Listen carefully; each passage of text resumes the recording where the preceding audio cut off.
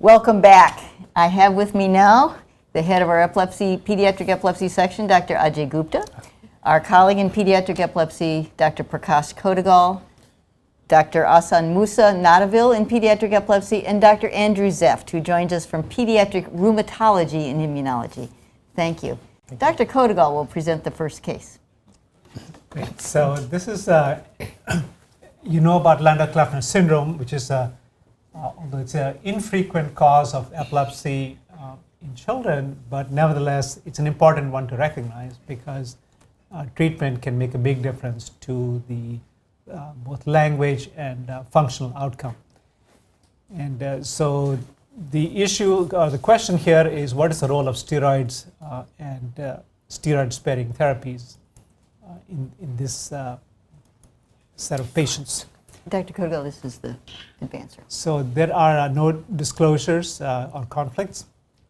So Jason's seizures began when he was 4 years old. Prior to that, he had been developing normally.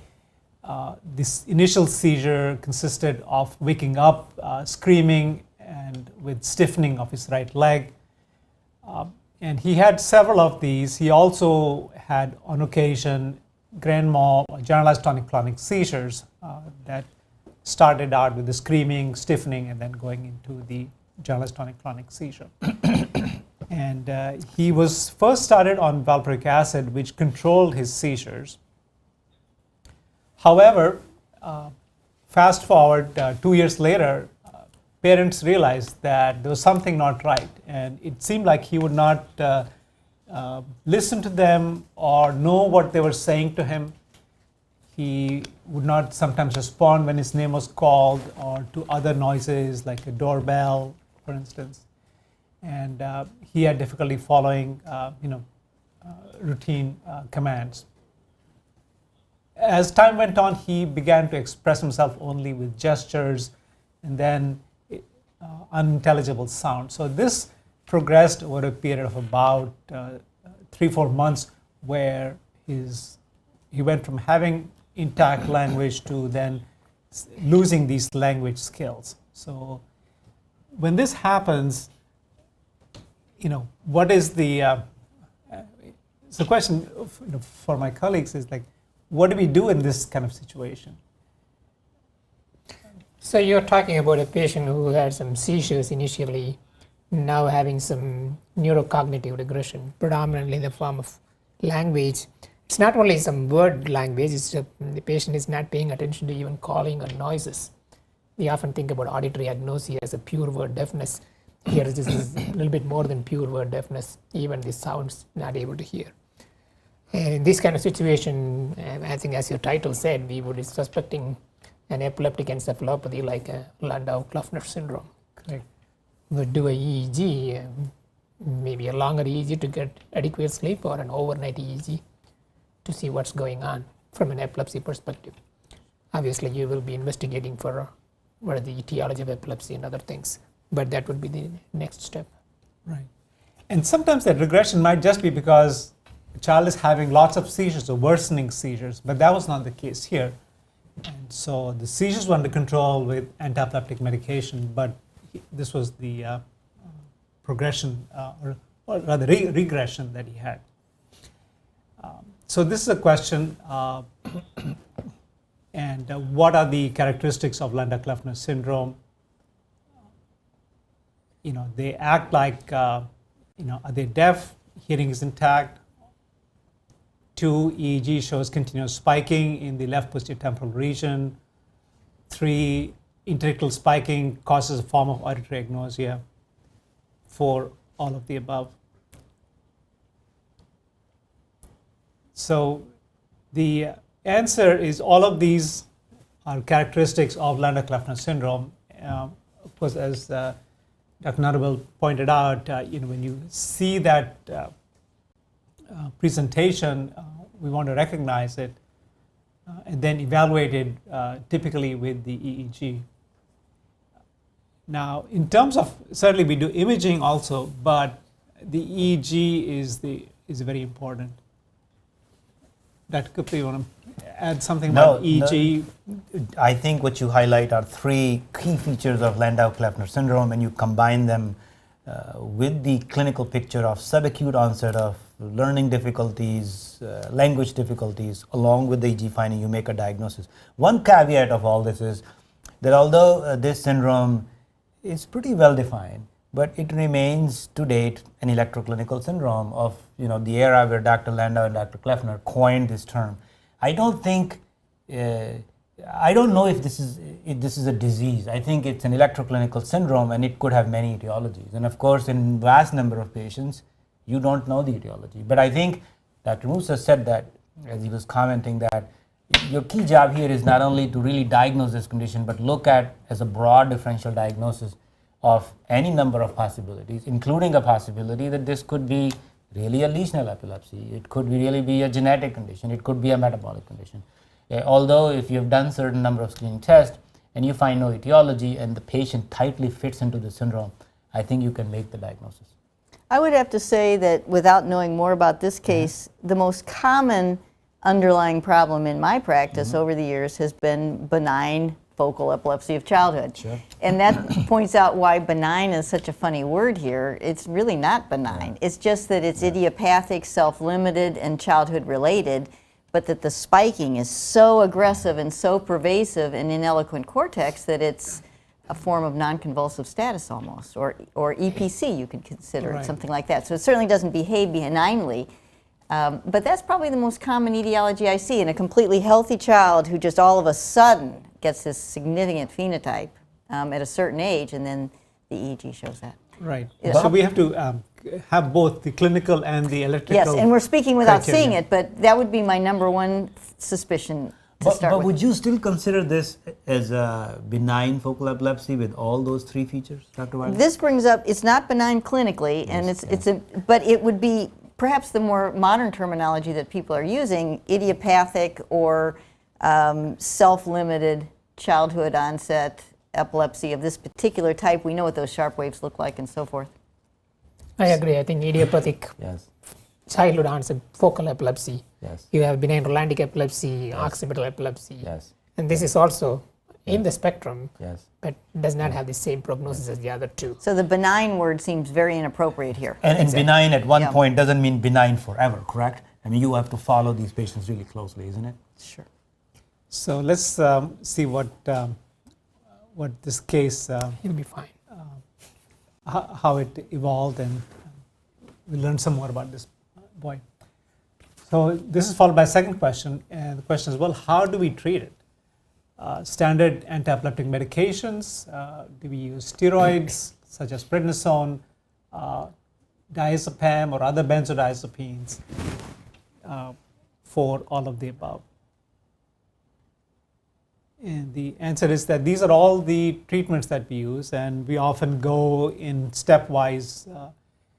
So typically starting with the standard anti-epileptic medications, whether you use diazepam high dose next, or do we do steroids, I think that is often individual practitioners may choose one before the other one.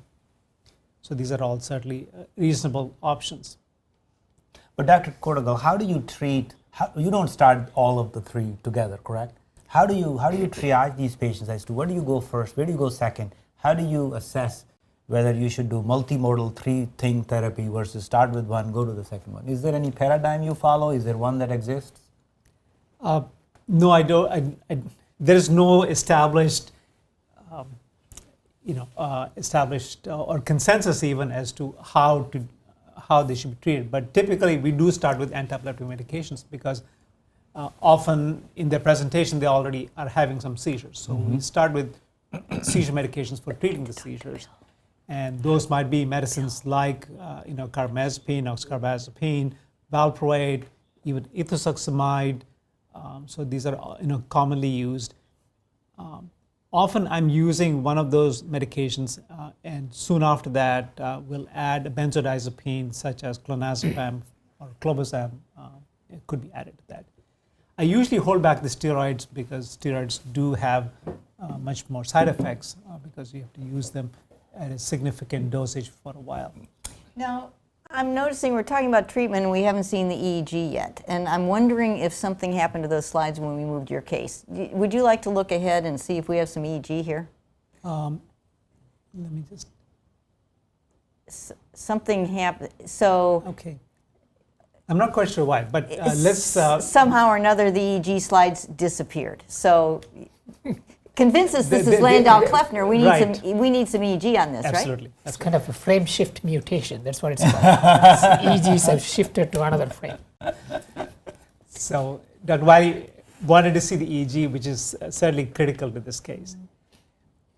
And so his EEG, when I first got to see him, which is about 12 months after his initial presentation, because he was followed by another neurologist initially, was that there was, you can see the left side channels are on top, so left temporal, right temporal, left parasagittal, right parasagittal. That the left hemisphere has this continuous slowing going on. And then in addition, there are sharp waves that you see, and there are a couple of populations, one in the left posterior temporal occipital region, and another one kind of more mid-temporal or frontotemporal, as you see here. And so this was in wakefulness, and then this is in sleep. Now I'm convinced. So, Dr. Wyllie, what do you want to talk about this? There is a very high amplitude spiking there, and it's on the left side, and it's really in our candidate area of concern. Posterior temporal parietal, language dominant hemisphere. The discharges have a greater distribution during sleep, but they're still maximum in that area. Very common, and if we go back one page, perhaps, and that very prominent slowing in there. So this certainly does fit with your diagnosis of Landau-Kleffner syndrome, no question. There's a certain percentage that is, mentioned on the slide there of more than 80%. So when this was first described by Patry in the 1971 paper, it was 85% or more of sleep is taken up by these spike wave discharges. And in more recent years, people have concluded that you do not need to have that high percentage so that you can have all of the clinical features in children who may have maybe 75% of slow wave sleep taken up by spikes, or maybe even 50%. So, but at least 50% or higher seems to be the prevailing consensus. So you have a lot of activation during sleep, especially in slow wave sleep. Can I ask you one question, Dr. Kotagal? I think it's difficult to argue with this EEG in sleep, but when I'm looking at the awake page, I see a lot of slow on the left side with some spike. Is this typical of Landau-Kleffner syndrome? Awake EEG having such a lateralized high delta slow? You're right that this is a lot of slowing, more than what you would see. Yes. And maybe I can go backward a little bit to show that there was something on his imaging. Sure. What I'm trying to bring out is it's an uncommon disease. It's actually a rare disease. And I think the spectrum of what is LKS or Landau-Kleffner syndrome and what is not is still kind of a controversy or a spectrum. And I think we have to be aware that although this electroclinical type, when defined rigidly, will only be applicable to fewer patients, far more patients kind of fit into the spectrum, and therefore they are treated that way. So I think one has to keep that in the mind. A common scenario that comes up is that you may have a child with autism or pervasive developmental disorder. Correct. And they may have epileptic discharges on the EEG, but 5% of them have sharp waves on the EEG. And then the question comes up is this Landau-Kleffner syndrome or not? Sometimes the diagnosis is difficult. Right. Yes. So the question then is that how strict should one be? Correct. Because after all, we're using pretty powerful medications for treating some of these cases. It seems to me that the key feature, though, would probably be that you have an acute language disturbance and auditory agnosia yes. coincident with pervasive, aggressive, Correct. interictal spiking in the language area. Correct. And so if you have that, to my mind, that Yes. satisfies the descriptive term of Landau-Kleffner. It doesn't inform you as to cause or... Absolutely, absolutely. But at least leads you in certain way how to treat this condition. Sure. All this slowing may not necessarily indicate a structural lesion. It may be just deep-seated spiking which is showing. Uh-huh. The spiking becomes more obvious when there is a high amplitude in sleep. So the awake EEG may not necessarily indicate a structural lesion. So this is just a recap of how how the treatment was started. Initially, with valproate, clonazepam was added to valproate. He seemed to get better, but again he showed regression. So the next course of treatment was with steroids. So he received this is in our epilepsy monitoring unit, intravenous methylprednisolone. And then this was followed by oral prednisolone therapy for 3 months. And he did respond. He improved with language, school performance, and behavior. Dr. Zeft, in terms of the dosage of steroids, I mean, you think more is better? Initially, yeah. So You want to hit them hard? More is better initially. We're often using solumedrol pulse doses for a lot of rheumatic conditions, just to kind of, really suppress the immune system and hope that it remains quiet after that. And that's the pulse kind of dosing you use. And we'll often use maybe a 3-month period of suppression with trial and of weaning to the point of getting down after about 3 months to, almost like a maintenance dose, whether it's 5 milligrams a day for a young child. And if the patient's doing well on that, maybe that's okay and safe. But anything more than that, you start to worry about toxicity from the chronic steroids, and potentially there's another decision-making point at that juncture. So one of the interesting things with Landau-Kleffner syndrome is that the EEG parallels the clinical course. So when the child's symptoms are worse, the EEG is worse. When the child's symptoms improve, as that happened with, whether it's with antiepileptic drugs or with steroids, EEG also improves. So that's a pretty good correlation. Unfortunately, the steroids can have side effects, and that was the case here in Jason's case, where not only became Cushingoid, but he had difficulty climbing stairs and would have to hold on to the banister, something that he never did before. He was a very active youngster who had no problems before starting steroids. Dr. Zeft, is there anything that we can do to limit the weakness, muscle weakness? Not so much. I mean, in rheumatology, when we use a lot of steroids, we don't see that much kind of steroid myopathy. It's possible we're just not assessing it quite as acutely as maybe a neurologist, but I think that cushingoid feature, I remember the patient well, he was a little bit, sort of his BMI was elevated already, Yes, and kind of was prone to this. Just kind of issues with bone mineral density, skin thinning, the behavioral issues that may be a bigger issue with a child who's already has a neurologic disorder, and maybe the medications that are already used for the seizure disorder maybe make the behavioral side effects of steroids worse. Kids on steroids, chronic steroids, often have trouble sleeping at night. So I don't know if that kind of complicates the situation here.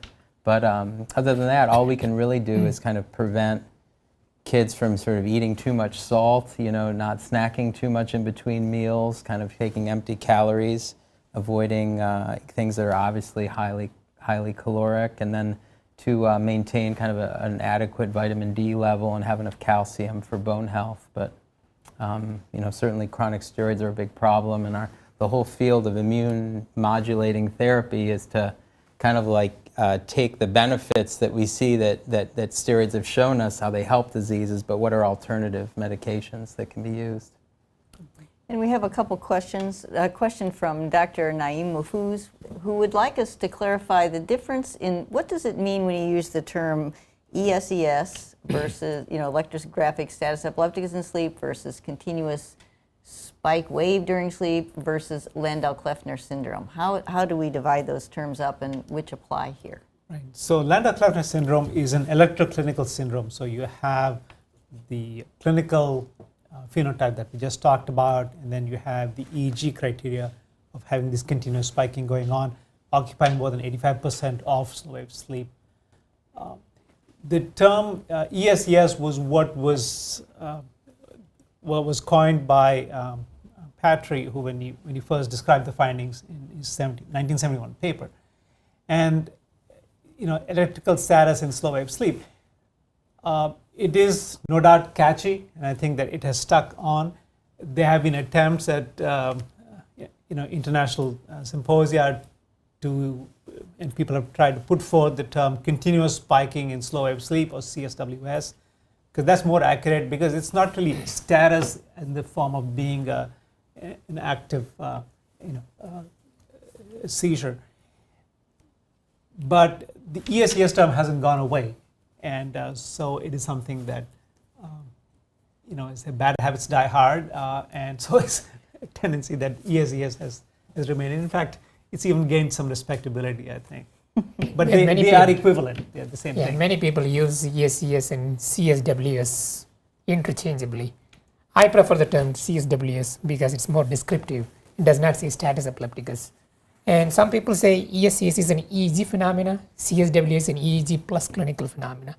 And to add to the mix of this thing, there is another term proposed by another group, E-SES, this is encephalopathy related to status epilepticus and sleep.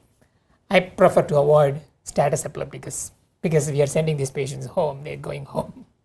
So CSWS is a better term in my opinion. And LKS, since the question also asked what is you asked LKS.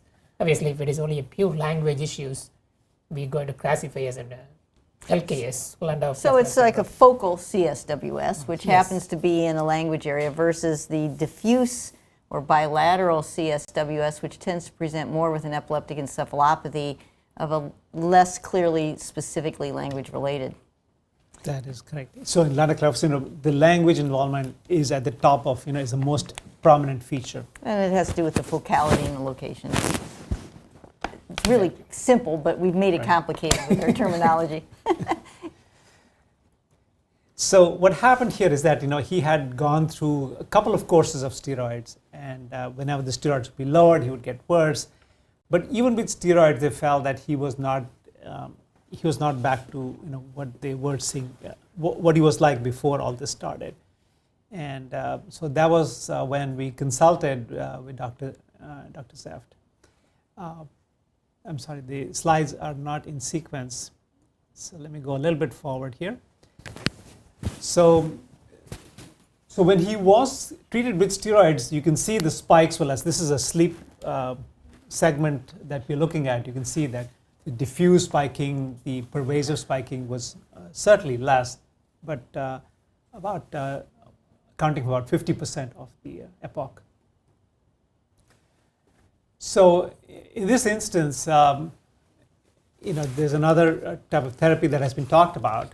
And so the question for the audience is it true that this can be a therapy that is effective in LKS or ESES syndrome?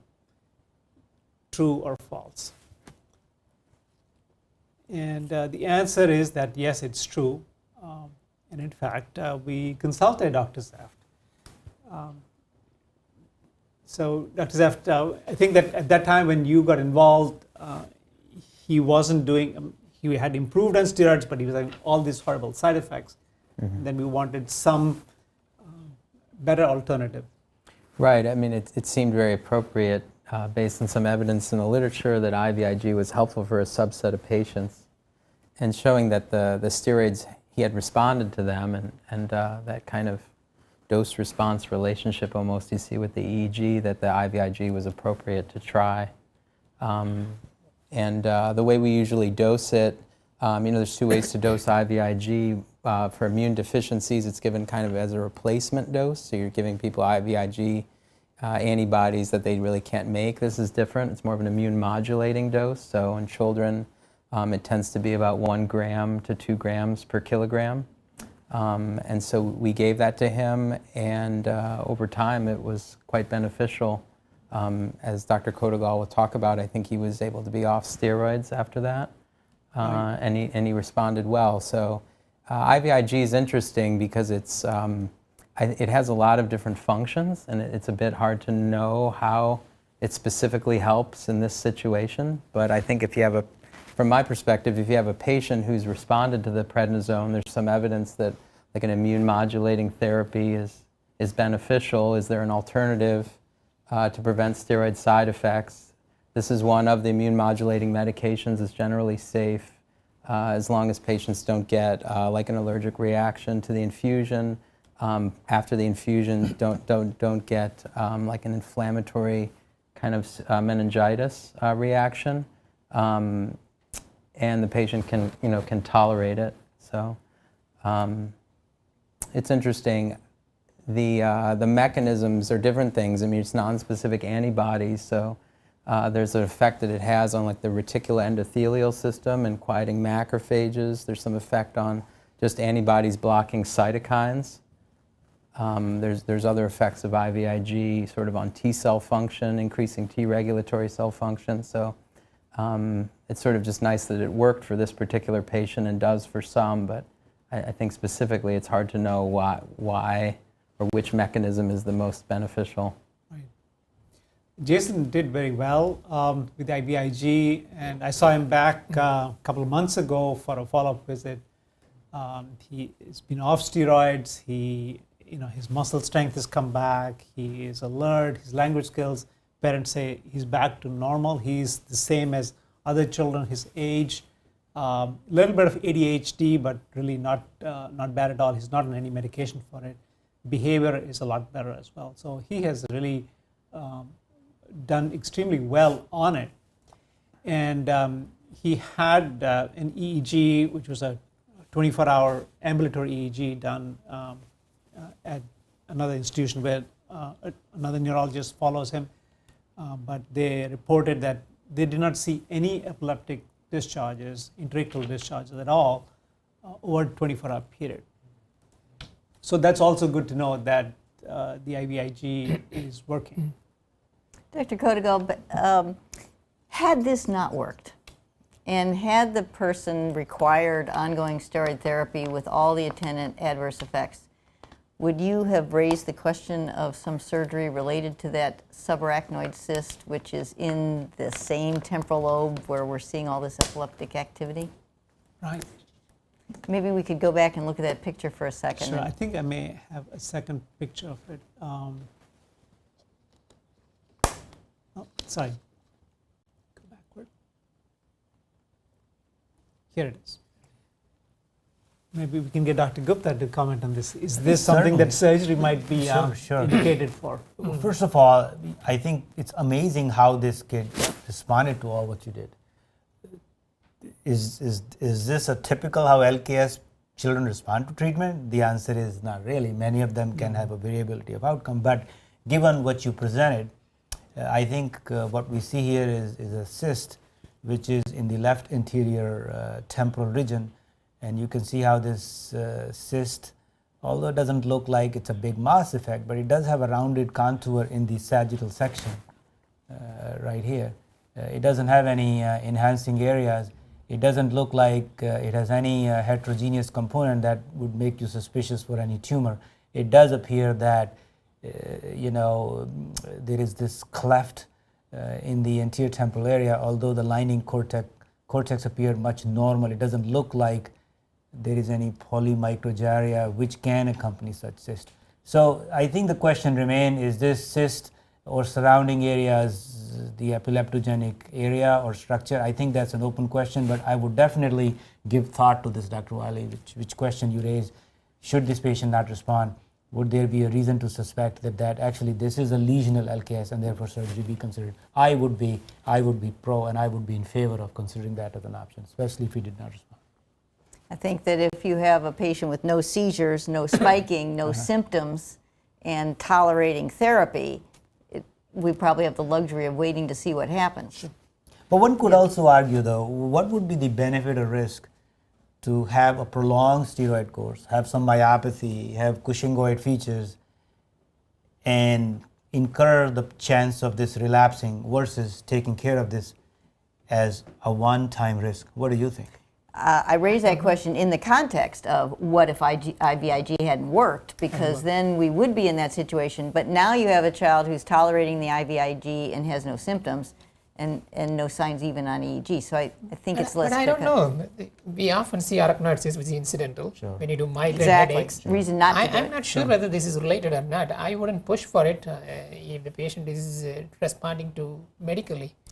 And even if the patient is not responding to medically, I would think maybe we can try and see what happens rather than being very positive about a good outcome. I don't know. Have you done LKS in this kind of situations in the This past? case strikes me as a little different from others, but I would also wonder about dual pathology. Does this person have a tendency for benign focal, which is, perhaps exacerbated by the fact that there's a structural lesion, and maybe this could disappear a little later on? In other words, I would like to see, based on that EEG, if we could keep the child safe and asymptomatic, see what happens with time, and if there's any chance that this is a self-limited childhood problem plus assist. So in this scenario, in Landau-Kleffner syndrome, there has been some surgical experience that has. So one is that sometimes they can have a focal lesion like a neoplasm or dysplasia,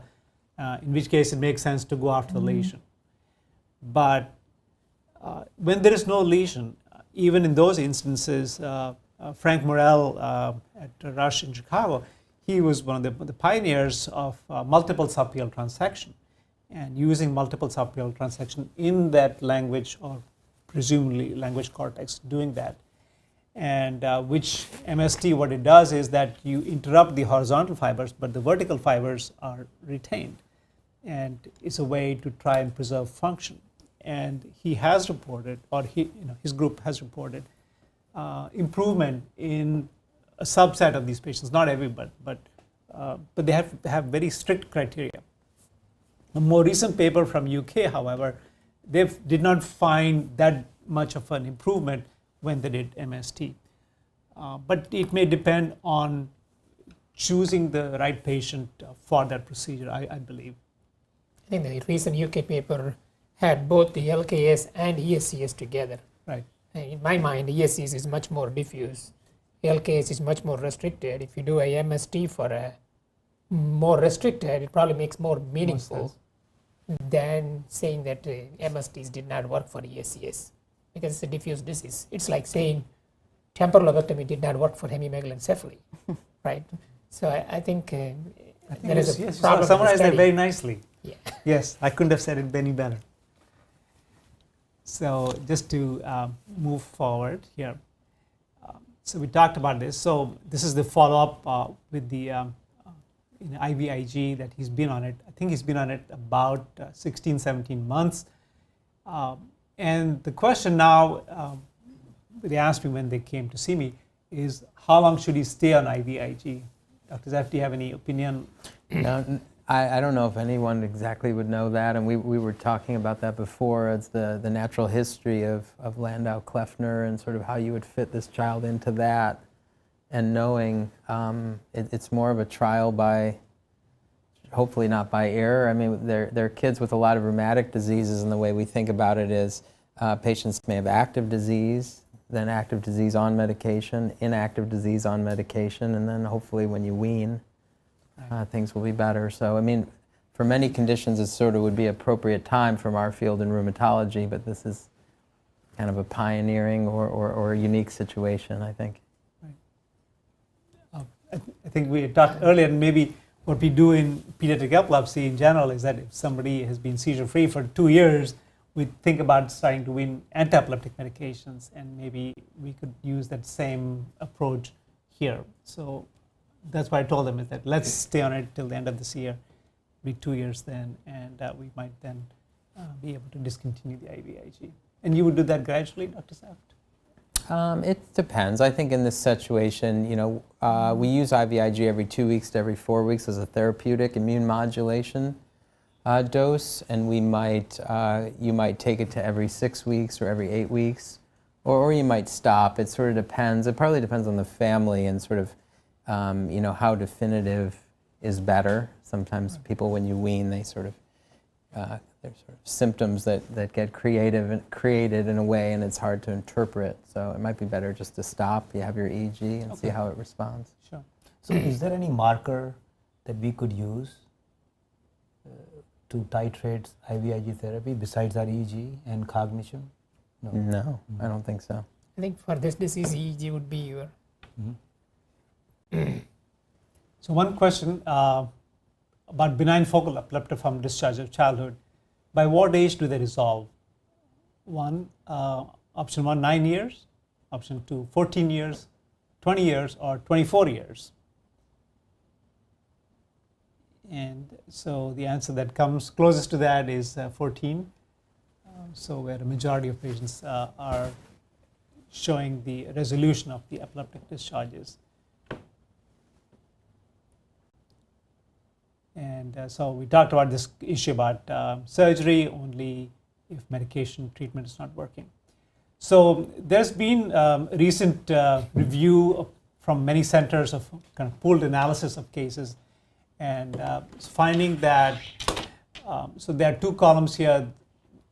The first column is about all patients, all 575, and then the other ones are the ones that were consecutively reported in those. So with standard anti-epileptic drugs, about a third of them showed improvement of cognition and EEG features. With anti-epileptic drugs, about 60%, steroids a bit higher, about 3/4 of them. Wow. And now surgery, keep in mind that this is only a subset of patients who have lesions that can be operated on. And certainly in that select population, it's 93%. So there's a role for each of these different forms of treatment. In fact, a few years ago, we published a series of 8 or 9 patients who had ESES.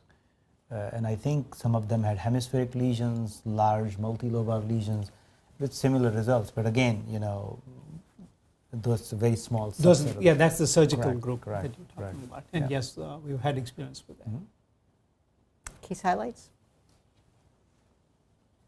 So we talked about the electroclinical syndrome of Landau-Kleffner syndrome, and that's a combination of the language regression, problems with learning behavior, seizures, and very striking EEG pattern with these pervasive spikes in the left, typically left temporal, but sometimes can be bitemporal region, which is continuously occurring during slow wave sleep, more than 75-85%. Steroids can be effective treatment, but there are side effects, and IVIG is a way that we can avoid some of those steroid side effects. So typically we do steroids and then we move on to IVIG. I would like to mention that my personal thought, I'd be interested in your ideas. I tried high-dose nighttime benzodiazepine before I try steroids because it's better, lower Correct. risk profile. And I have some patients who've responded to that and not steroids, when it was reversed. But as you pointed out, certainly if that doesn't work, steroids would be the next logical step. Yeah, I agree. If you look at most of the evidence we have from the literature is all retrospective case series. This is one of these conditions or subjects in epilepsy where you have more review articles than original studies. So if you look at the retrospective studies, really AEDs, steroids, nighttime benzo, all of these, there is a standard thing. 1/3 of the patients respond. So depending upon our own practice comfort level, we could start with the benzodiazepines. If it doesn't work, go to steroids, or the other way around. I think there's an argument, though, for benzos in that there's lower morbidity with it. We should probably, if there's relatively similar efficacy, probably then it comes down to side effects. Sure. But just a thought. I'm not so sure. I always felt that when you're stopping the ESES, the EEG should become normalized with a good delta slow wave sleep. But when you see patients with the benzos, ESES going away, you don't see a good delta sleep. Low amplitude, some sort of a mixed beta frequency. For our memory and cognition to be laid down, I think a slow wave sleep is important. rebooting to a slow wave sleep. I personally, by it's not evidence-based, it's just my thought, steroids have a better chance for. That's a very good point, and I guess to look at that, neuropsychological testing might be helpful. Make sure that we're staying on track with that. But there's no reason, if you have to, you can use all those three modalities together. For example, if you tried anti-epileptic drugs, you added high-dose benzo at night, and you see no response or incomplete response, you can always add steroids. You don't necessarily Sure. have to wean one or the other. Sure. Is that how you do, Dr. Wyllie? If something's not working, I usually get rid of it, but Okay. Basic rules. yeah. Yes. Thank you so much, Dr. Kotagal. That was Thank a you so beautiful much. case. Our next case is Dr. Moosa, Naduvil, recognizing treatment opportunities for autoimmune epilepsy. Thank you, Dr. Wyllie, for having me here. Before we go to the case, when we talk about autoimmune neurological disorders, if you ask 100 neurologists 10 years ago, most of them would have listed Guillain-Barré syndrome, multiple sclerosis, ADEM, or sometimes CNS vasculitis. Usually these disorders affect either the white matter, the central white matter, central nervous system myelin, or peripheral nervous system myelin, and the blood vessels. But in the last 10, 15 years, we have started to recognize a lot of autoimmune disorders that affect the gray matter. When it affects the gray matter, we are in business because patients unfortunately develop epilepsy, and sometimes epilepsy may be the dominant manifestation of these disorders. And recognizing an autoimmune cause for such patients is a very important thing because it provides new ways to treat the disease itself and not just a symptomatic treatment with anti-epileptic drugs. I think that's very important to recognize that. And we are going to show that by this illustrative case here. I don't have any disclosures. We took care of this teenager. She was 13 years old when she had this evaluation here. Let's call her Sarah, that's not her real name. She has had epilepsy for over 7 years. As you can see from here, her seizures started around 7 years of age, and soon it became refractory. She started having daily multiple seizures despite multiple anti-epileptics. And at age 13, that led to the hospital admission. She had an episode of status epilepticus that required hospital admission. Let's go back to her history a little bit before this.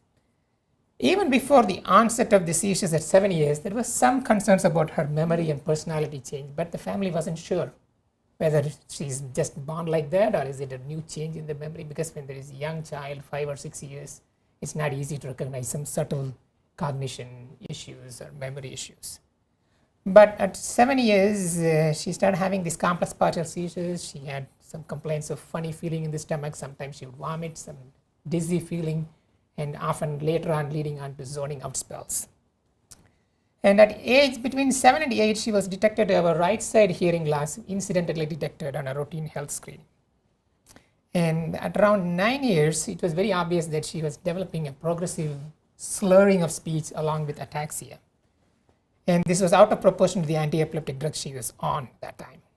And as I mentioned earlier, between 11 and 13 years of age, she started having daily multiple seizures. In addition to the complex partial seizures, she also had generalized tonic seizures. She would have some brief axial stiffening, uprolling of eyeballs, some facial grimacing, lasting for a few seconds, multiple times a week. So she was having very high seizure burden. Before this episode of status epilepticus at age 13, she was on examination. She had features of cognitive delay, and she had right side hearing impairment. She had significant dysarthria, some sort of a cerebellar scanning type of dysarthria, and also ataxia. She had more truncal ataxia than appendicular ataxia. Obviously, when somebody has got a degenerative kind of a problem, it's a digression of skills, progressive ataxia, epilepsy, cognitive issues, you want to focus on family history, birth history, and previous history. None of them was positive in this one. Birth history was unremarkable. She did not have any other medical issues, and there is no family history of any degenerative disease. She had early MRI scans between 7 and 11 years of age. They were normal. The initial 2 MRI scans were normal. This MRI scan at age 11 years shows 2 prominent findings. One is, as you can see, the sagittal section shows significant cerebellar atrophy. I'm only showing the midline vermian, but she had bilateral hemispheric cerebellar hemisphere as well as vermian atrophy. The other finding was the hyperintensity in the mesial temporal regions. As you can see, both the left mesial temporal and the right mesial temporal showed hyperintensities. And she also had some extension of abnormalities posterior in the parahippocampal gyrus and lingual gyrus. Let's pause here for the first CMA question. The diagnostic possibilities for a patient with progressive cognitive impairment, cerebral ataxia, and drug-resistant epilepsy include which are the following? We have 4 options. Number 1, mitochondrial disorders. Number 2, lysosomal storage disorders. Number 3, paraneoplastic syndrome. And number 4, all of the above. Dr. Gupta, may I ask you? Well, at this point, I have to really have a broad differential. So I would answer this question as all of the above, because although epilepsy draws attention to her diagnosis, but I think her epilepsy exists with multi-system involvement in the brain, and therefore I would say all of the above. I agree. Dr. Wyllie, do you have any other thoughts? So the answer is all of the above. I think for a presentation like this with multi-system, you should have a broader differential diagnosis. She had extensive metabolic genetic workup at 3 different centers, including our center and 1 local center and another referral center. And as you can see from the list here, I'm not going to give an exhaustive list. She had mitochondrial, lysosomal, peroxisomal disorders.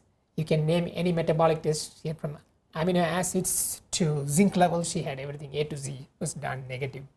She had gene panels, and ataxia gene panel and epilepsy gene panel, both were negative. And she also had a whole exome sequencing, which was unremarkable. And she had a fairly decent workup for paraneoplastic disorders as well. She had an antibody panel that was negative twice. It was done both in blood and CSF, and at the age of 11 years as well as at the age of 13 years, twice done, both blood and CSF, both were negative. That brings up the second question. A negative paraneoplastic antibody panel rules out paraneoplastic syndromes. True or false? Maybe Dr. Zeft, what do you think? No, it doesn't. The standard paraneoplastic panels that are done, they're checking for specific autoantibodies, ones that have been differentiated. I think in this world of paraneoplastic processes where you have antibody-mediated processes that could involve, also kind of T-cell help. There's a lot of sort of a spectrum of antibodies, anti-type neuronal antibodies that could play a role. So it's nice when you get a positive antibody from the panel, because those are the antibodies that you see most in the literature and have some kind of background as to how they affect the nervous system. But it's possible that the panels are either red negative or they're kind of non-specifically positive, and it still could mean there's a paraneoplastic process. I completely agree. Any other thoughts? No, I think this is actually a very important point to keep in mind. Because I think everybody now knows the anti-NMDA receptor antibody syndrome. 10, 11 years ago, nobody knew about this. So every 1 or 2 years, we are finding new novel antibodies against new target antigens. So we have to do repeat testing. That's why this patient had multiple repeat testing for antibody panels. So as I told, that twice it was negative both in blood and CSF. She had a CT pelvis and chest. It did not show any lesions, no teratomas, no other lesions. In the CT abdomen showed something interesting. She had a nodule in the left adrenal gland, which is around 1.5 to 2.5 centimeter. Obviously, a left adrenal mass led to a variety of consultation and evaluation, which included a thorough endocrine workup, because you want to see if it is it's a secreting adenoma kind of thing. So they did hormone studies and amine studies, and all of them turned out to be negative. And the conclusion, with the help of the oncologist and endocrinologist, initially was it's a non-secreting adenoma, and people thought that this is an incidental finding in this patient. If you search for literature of non-secreting adenoma and neurological disorders, you draw 0 results. So that was the conclusion at that time. So what are the common tumors in children that cause paraneoplastic syndrome? That's question number 3. I think we are going through the questions pretty quickly here. Anybody? You want to take a shot? I would have to say that at least in the literature as of today, I think number 1 seems to be the most common tumors, the teratomas and neuroblastoma. The neuroblastoma is associated with this very nicely defined obstaclonus myoclonus syndrome. But I think I'm not aware that leukemia, lymphomas, lung and breast cancer, at least in children, although the third is probably very, very rare in children, would lead to the paraneoplastic syndrome. So I think I would put my money on number one, and I will really look for those types of tumors in that child. You're right. You have any other thoughts, Dr. No, I Zeft? think that was a nice way of talking about it. Yeah, I think in children, if it is paraneoplastic, neurological, I think Yes. teratomas, neuroblastomas top the. For the adults, I think lung and breast cancer Right, would sure, top the sure, list. yeah. Leukemias, lymphomas can produce neurological issues, but it's more related to direct infiltration or some therapy-related, treatment-related. So neurological my symptoms. question to you, Dr. Moosa, is you said that the adrenal tumor in her case was felt to be on imaging a non-secreting adenoma. How are you sure that it was not a teratoma or maybe a neuroblastoma? Do you think it has some imaging characteristic that didn't fit into those profiles, or was it still in the differential diagnosis? I think at least at that time she did not, the imaging characteristics did not show features of teratoma. In teratoma, you'll often see Sure. some bone tissue, calcified tissue. Sure. Neuroblastoma, I think we talked about the oncologists. Neuroblastomas do not stay the same size. She had some serial ultrasound scans of the abdomen to look at the mass. It was stable over 3-4 years. So she had some positive studies, which included a positive oligochronal band on the CSF, which indicates some sort of a intrathecal immunoglobulin synthesis, maybe a marker for an autoimmune neurological disorder. And she also had a positive or elevated neopterin levels. It's again another non-specific marker for a CNS inflammation. This is a normal range there, 7 to 40, is slightly elevated on 2 occasions. Paraneoplastic antibodies in the CSF was negative, at least multiple times. So her treatment was very resistant. She failed 10 different antiepileptics. She failed the ketogenic diet. And the treating team initially had thought about autoimmune disorders. They tried steroids, IVIG, plasma exchange, mycophenolate for at least 3 to 6 months without any benefit. Obviously, when somebody fails all these medications with a structural thing in the brain MRI, there was a consideration whether this patient could be a surgical candidate, but she had documented seizures from right and left hemispheres, temporal lobes and occipital. And she had an MRI abnormality was bilateral, PET was bilateral, and she obviously had this cerebellar atrophy going on, which may indicate that there's a epilepsy is just only one piece of the whole puzzle, and she was not considered to be a candidate for epilepsy surgery. So at age 13, all these things, as I told, between 11 and 13, she was having these daily seizures. At age 13, the seizures became more and more frequent.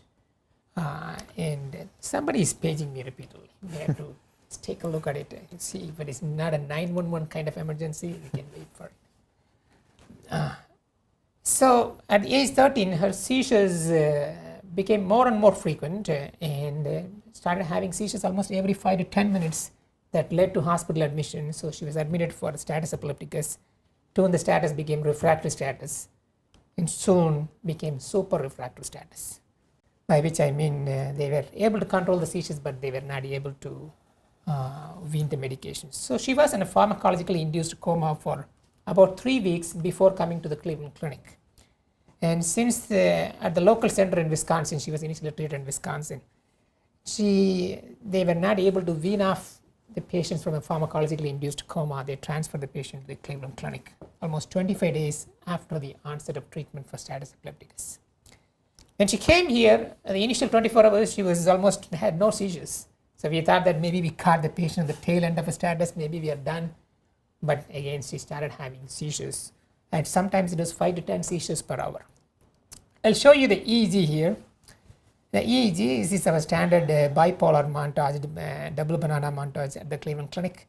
The left temporal at the top, right temporal next force, and the left parasagittal, right parasagittal, and the vertex. As you can see, you can start seeing some fast activity building up in the F4, C4 region, right frontocentral. Is nicely evolving now at F4. And over time, this is 20 seconds after the seizures, as you can see, is nicely evolving on the right hemisphere, whole of the right hemisphere, maximum in the frontal region. And let me see. So that's 60 seconds later. So she had multiple seizures Many seizures were subclinical, but frequently the seizures were clinical in the form that she would have sudden eye opening, eyeballs would roll up, she would have some axial stiffening, some facial grimacing. As you can see, seizures often lasted 1 to 2 minutes. This is if you look at the bottom half, this bottom section of this EEG, this is a feature that is available in our EEG system. This could be viewed as some sort of a quantitative EEG. All these little spikes indicate single seizures. So this is an 8-hour window. As you can see, she was having cluster of 5 to 10 seizures every 30 to 60 minutes for the initial 4 to 5 hours. Obviously, we increased the medicines here, and then she was seizure free for a few hours. But we were not able to control the seizures for a longer period. Between the two centers, she failed all these medications. Obviously, we are now dealing with the refractory status. She failed propofol, midazolam, ketamine. She failed a brief trial of hypothermia and phenobarbital high dose in the outside center. And finally, we could control the seizures with pentobarbital high dose, but the seizures would recur on attempted weaning of these medicines. So this illustrates the course with all this super refractory status treatment at Cleveland Clinic. She came in the end of November, and we were still not able to get rid of these medicines in the 4th week of January. And after we failed this pentobarbital weaning, we tried phenobarbital high dose, as you can see 200 milligram 3 times daily, to gradually wean off the pentobarbital. So what would we do? What are the next steps? Any thoughts, Dr. Gupta? Do you remember this patient we took care of? Well, I'm very worried about her. She's 25 days in coma. You have shown how many medications you've used, how many infusions you've used. I hope you agree with me, the longer we go like that, the likelihood that she's going to develop some complication or really die from this is very high. So I would use this analogy like a kitchen sink thing. You have to put all options on the table. And I think in her case, the only thing that comes to our mind that we haven't really given a thought is, what is the role of that non-CNS lesion that you showed in causing all this? Could this intractability come from that? And I don't know the answer, but I think like we're putting everything on the table, that has to be part of the discussion with the family and of course with the team of the doctors taking care of her. Is there something that we should do about it? I think that's a good thought. Obviously, when we are struggling to stop the status and trying to get rid of the medicines, we also revisited the etiology. I think when you look at the pictures, it's always more impressive than description of these things. So the CT abdomen showed the same mass, as you can see, the left adrenal region. I'm not able to see the mouse marker here. As you can see, yep, that's okay. The left adrenal region, and again, this is not something new. This is the same mass, and she had a CT scan in the past. There was no increase in size, no growth, and again thought to be a left adrenal. So we assembled a team here at this time. We asked our pediatric hem-onc team, oncology team. We asked surgeons. We called Dr. Zeft from the rheumatology. Is this all autoimmune or a paraneoplastic syndrome? Is this adrenal mass causal? Should the mass be removed? Obviously, this led to another round of testing, which include a paraneoplastic panel. Blood and CSF again was negative. Endocrine workup again was negative. Dr. Zeft, do you want to tell? I know you called the lab to find out the results of this, and you've heard something different that is not there in the report. Right. I think we were, we tried to use some evidence that this still was an inflammatory process. So the tumor that was there, the oligoclonal bands, the positive neopterin, the pattern, and this isn't my area of expertise, but the pattern on the MRI as well with the cerebellar atrophy, I believe, and then the swelling that was there. That mesial temporal hyperintensities. Yeah, that same pattern can be seen in some of the paraneoplastic autoimmune processes that you see that affect like intercellular antigens or cytoplasmic antigens, the antibodies that are known to be associated with that.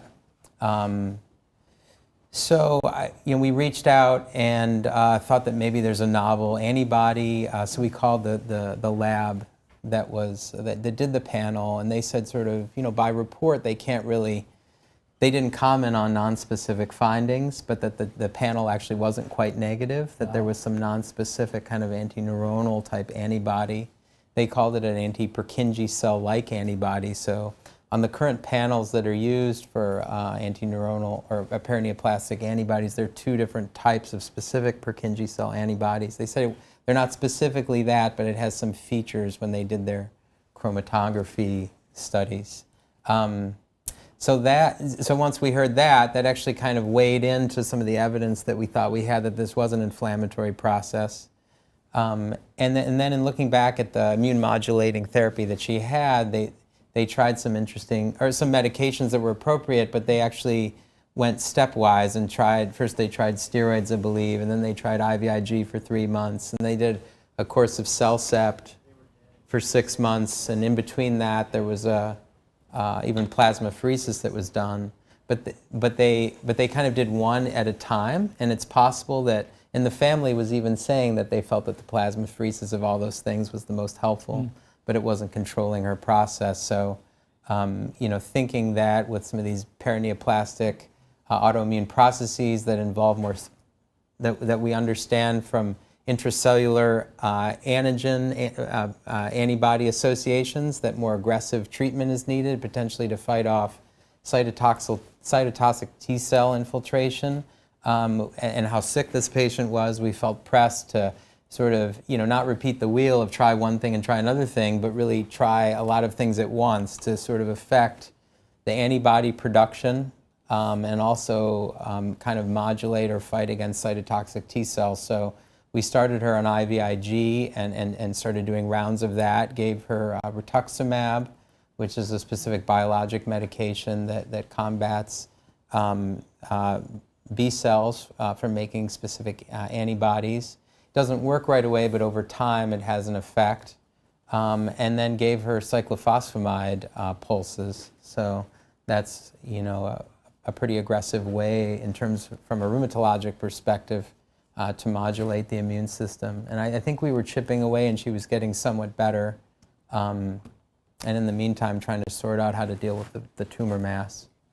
Great. As you know, epidemiologists are not comfortable using Rituxan, Cytoxan. We need your help to manage these things. I think we were pretty intensive, aggressive about immunotherapy here. Obviously, we wanted to take the tumor out. We tried to remove the tumor early in the hospital stay, but she was so unstable. She was in pentobarb coma when we were trying to do the tumor removal. And when we went to the OR, and we positioned the patient, she started desatting and having some blood pressure issues. We had to stop the procedure. And then at around 40 days in the hospital stay, and she also had a massive pulmonary embolism when we tried the initial surgery. These things had settled and we finally removed that adrenal tumor out.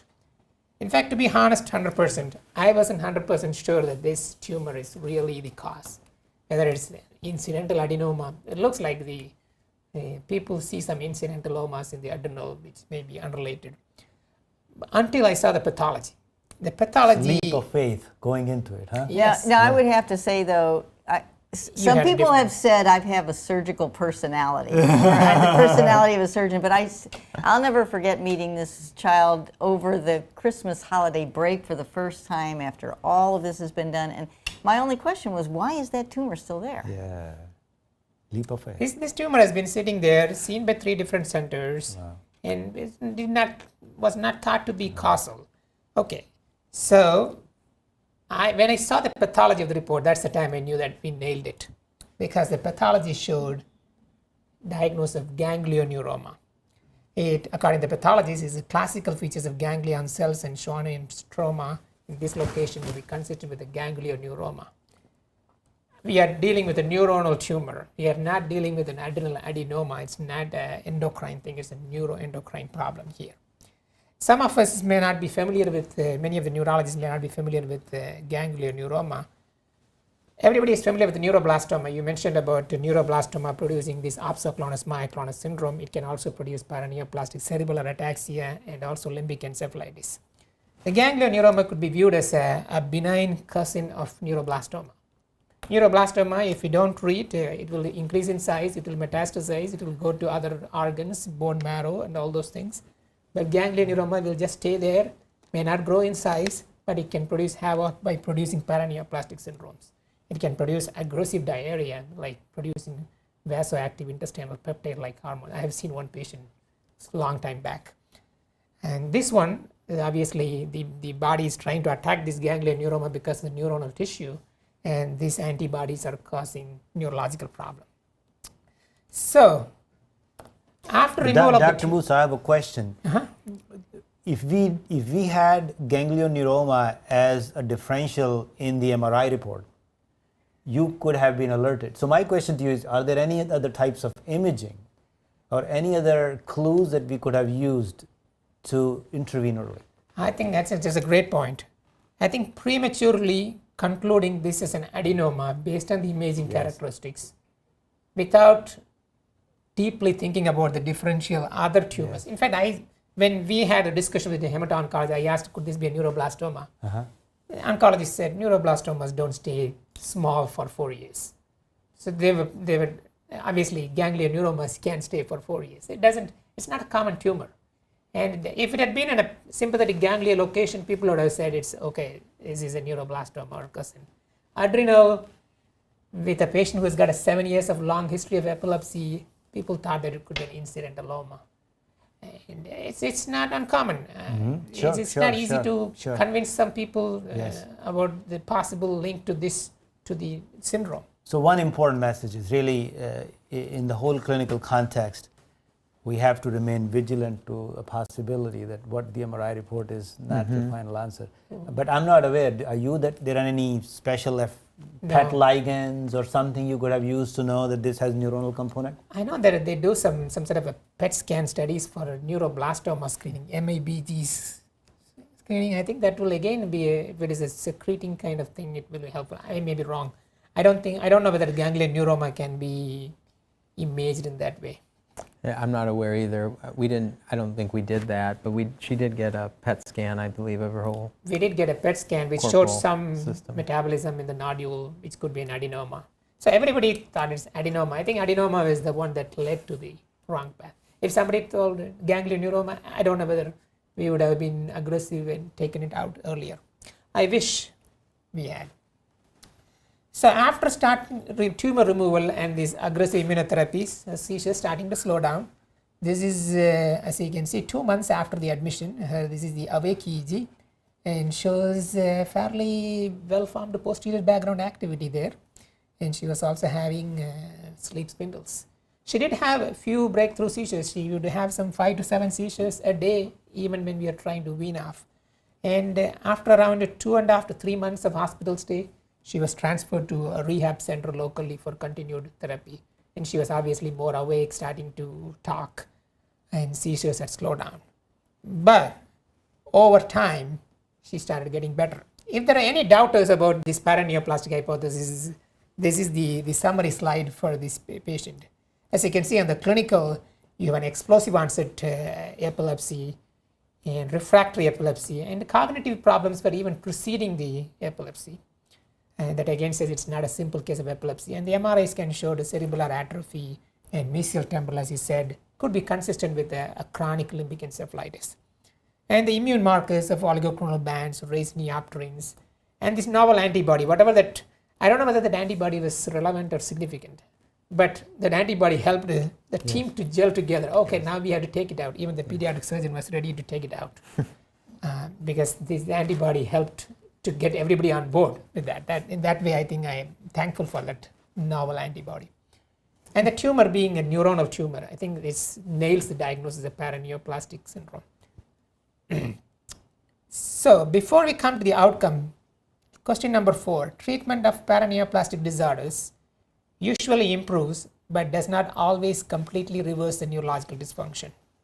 True or false? Who wants to take a shot? I would take a shot at it. I think that we talk about the golden hour in neurology. This is a golden year in neurology. You got to act on these fast because certainly as time goes on, some of these things become irreversible. So yes, you expect improvement, but you may not have complete reversibility. So the answer is true, and therefore I think the message is you have to intervene as early as possible. I think that just the concept of the adaptive immune system and the immune memory that occurs with an ongoing, like it's not really a foreign body, but it almost is with potential neurologic tissue that has some sort of overlap with the brain. And so whether there's ongoing inflammation that goes on because of the adaptive immune process or the damage that occurs that precipitates more seizures, that's always the question, I guess. Yeah, that's true. I think the way I look at it is it also depends upon the duration of the disease before we treat it, number one. Yes. Number two, the type of immune injury. If it is an antibody that is targeted to the cell surface antigens, they are much more reversible than antigens that is deeper in the cell. Or a T cell mediated, the reversibility is poor. Because for example, patients with anti-NMDA receptor encephalitis, they are comatose in the ICU, ventilator. You treat them, remove the tumor, teratoma related, they recover completely. We have one patient who was on ventilator for 2 weeks after removing teratoma and immune therapy, completely reversed. So it depends upon the type of the disease and also the duration.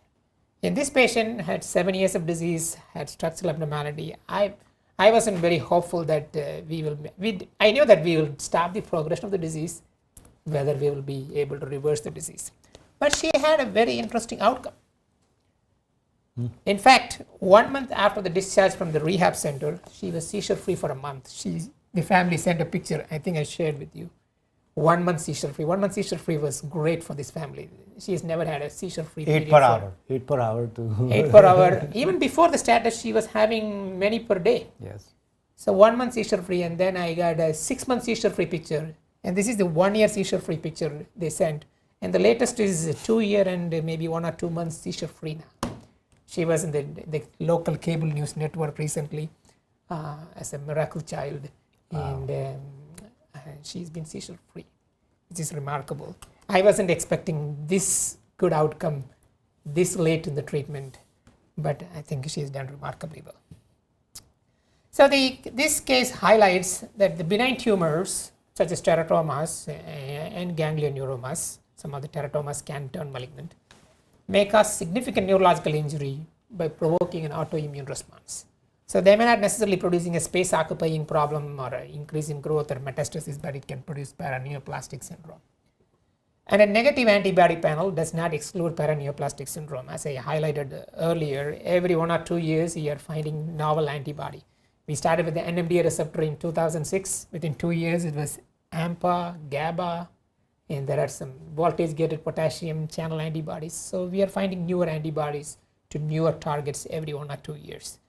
And this field is definitely exploding, especially in the limbic encephalitis part of it. And aggressive immunotherapy and the tumor removal is key for a successful outcome. And we need somebody who can drive the immunotherapy. Obviously, you have a lot of experience in other immune diseases. We can use your expertise for our patients with these kind of autoimmune epilepsies.